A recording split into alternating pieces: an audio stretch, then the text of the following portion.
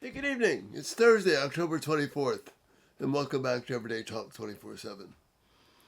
I'm looking at 2 Corinthians 7:1, a passage which I mentioned last night has had a very pivotal role in my life and clarified a lot of things for me. And for the last 40 years, it's been something that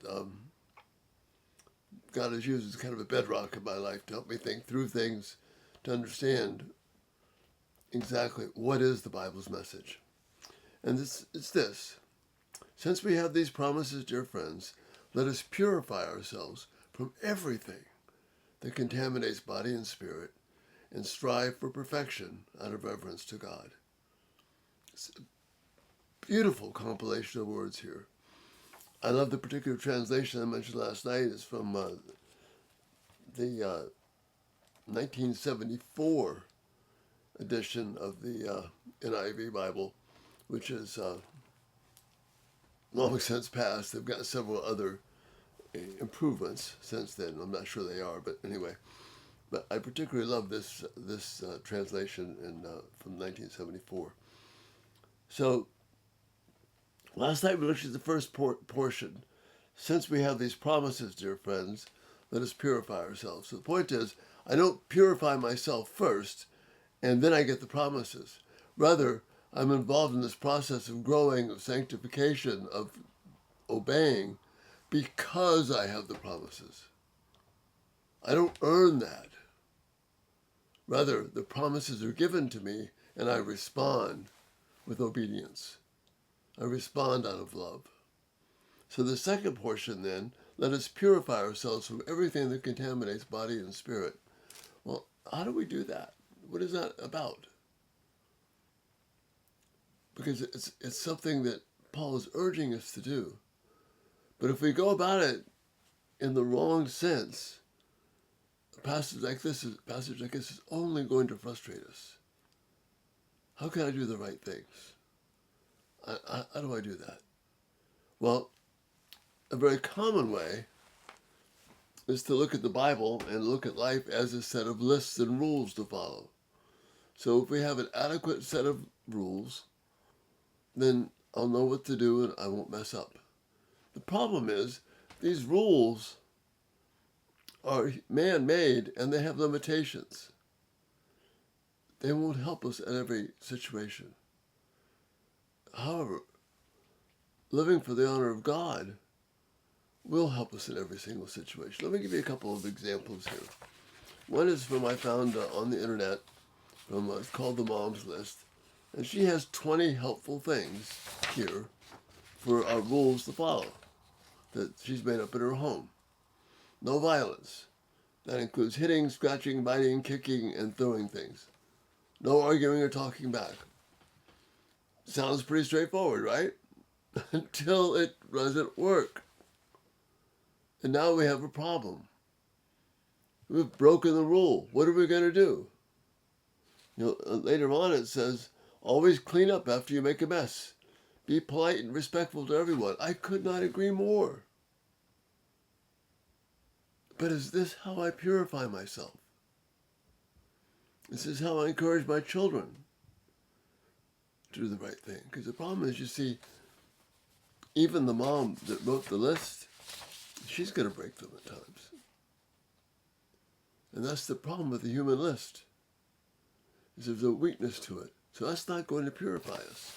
Another very common, popular use of rules right now is Jordan Peterson. He even got a book, 12 Rules for Life. And here they are. Again, these things are not, for the most part, not bad things. But do they help us? Stand up straight with your shoulders back. In other words, carry yourself well. Don't let your children do anything that makes you dislike them. What happens when they do? See, we're missing the component of grace here. In the last two, 11 and 12, do not bother children when they're skateboarding. He's talking about let children be themselves. What happens when they do dangerous things when they skateboard? And the last one, pet a cat when you encounter one on the street. And then he said, if you can't find a cat, pet a dog. Get our focus off of ourselves.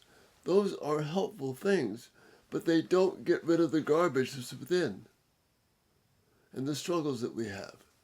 So that's not how we purify ourselves. Rather, as Paul says just a little bit earlier, honor God. In 1 Corinthians 10, verse 30, he says this. You probably know it. You probably heard it quoted a number of times. But I'm going to read it for you right now just so we can get a handle on it. Just have to find it here. Hang on.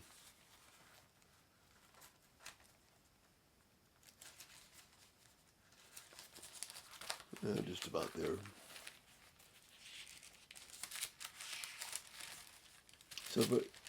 So in chapter 10, verse 30, he says this. So whether you, talking about rules and regulations, so whether you eat or drink or whatever you do it all for the glory of God. You see, that allows me, when I stumble, to know I'm living in the grace of God.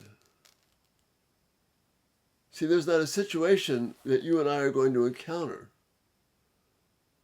that if I ask the question, how can I bring honor to God's name by this action? That will help us. That will help us purify ourselves from everything that contaminates body and spirit. Rules contaminate us because they make us think we can do it in our own strength. See, this list of rules from this mom and Jordan's list of rules here, they're all things you can do without Christ.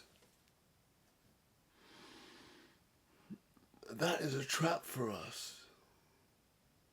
We need to be confronted with the truth of God, returning good for evil.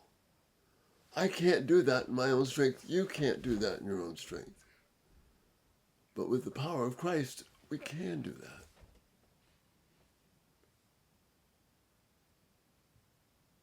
We can do the unexpected if our goal is to bring honor to God, honor to Christ.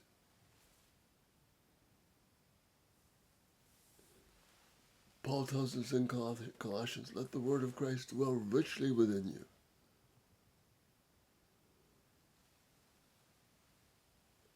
Love of God is what purifies us from the things that contaminate body and spirit. And we could talk literally weeks about this. But it's got to boil down to this one true principle. Am I going to live for God to show him that I have been blown away with gratitude? Or am I going to try and keep a list of rules and things to make myself acceptable? See, that's the trap. And that's what Paul is urging us to get away from. Since we have these promises, dear friends, let us purify ourselves from everything that contaminates body and spirit. And then tomorrow we'll look at the last phrase, and let us strive for perfection and a reverence for God.